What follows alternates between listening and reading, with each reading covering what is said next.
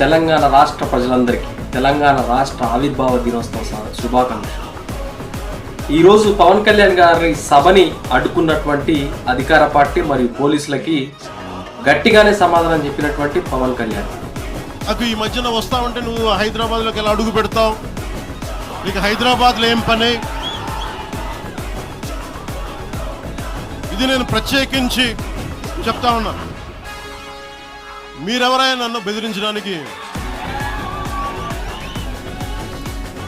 వాళ్ళు మీ అయ్యే జాగీరా తెలంగాణ.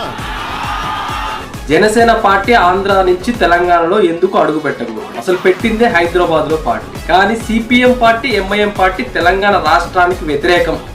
తెలంగాణ రాష్ట్రం విడిపోవడాన్ని నేను ఎప్పుడు వ్యతిరేకించలేదు, విభజించిన తీరును వ్యతిరేకించా అని చెప్పేసి ఆయన స్పష్టంగా తెలియజేశారు. అదేవిధంగా ప్రొఫెసర్ నాగేశ్వరరావు విషయంలో కూడా ఆయనకి ఇష్టం వచ్చినట్టుగా మాట్లాడితే దానికి ఖండించేటువంటి హక్కు కూడా మాకు లేదా అని చెప్పాడు.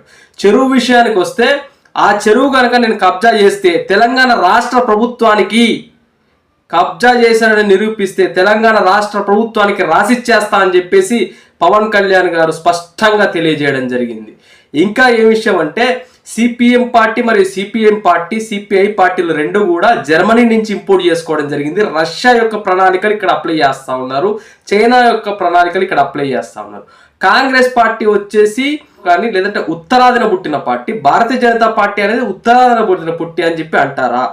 మరి భారతీయ రాష్ట్ర సమితి అని ఆంధ్రప్రదేశ్ రాష్ట్రంలో మరి పంజాబ్ మహారాష్ట్రలోకి వెళ్ళి మీరు పెట్టారు కదా పార్టీని, మరి మీరు ఏ విధంగా పెట్టారు? ఆనాడు ఎందుకు అక్కడ ప్రజలు వ్యతిరేకించారా అని చెప్పేసి ఆయన చాలా స్పష్టంగా తెలియజేయడం జరిగింది. అదేవిధంగా తెలంగాణ ప్రజలు కోరుకుంటే, తెలంగాణ ప్రజలు రావద్దంటే మేము రాకుండా ఊరుకుంటాం, కానీ పాలకులు వేరు ప్రజలు వేరు, ఎప్పుడు కూడా మేము ప్రజల పక్షానే ఉంటాం, 2029 ఎలక్షన్లో ఖచ్చితంగా పోటీ చేస్తామని చెప్పేసి ఆయన తెలియజేయడం జరిగింది.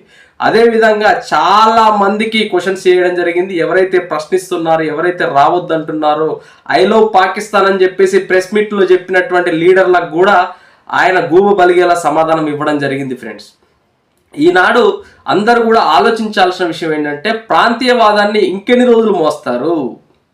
అసలు తెలంగాణ రాష్ట్రం వచ్చి 12 సంవత్సరాలు గడుస్తూ ఉన్నా, ఈరోజు తెలంగాణ రాష్ట్ర ఆవిర్భావ దినోత్సవం గడుస్తూ ఉన్నా కూడా ఇంకా ఎన్ని రోజులు ప్రాంతీయవాదాన్ని నెత్తినెక్కించుకొని ప్రజా సమస్యలను పక్కన పెట్టి ప్రజల అభివృద్ధిని పక్కన పెడతారని చెప్పేసి ఆయన ప్రశ్నించడం జరిగింది. తెలంగాణ ప్రజలు మేల్కోవాలని చెప్పేసి కూడా ఆయన తెలియజేయడం జరిగింది. ఫ్రెండ్స్, ఇది ఆయన ప్రెస్ మీట్లోని సారాంశం.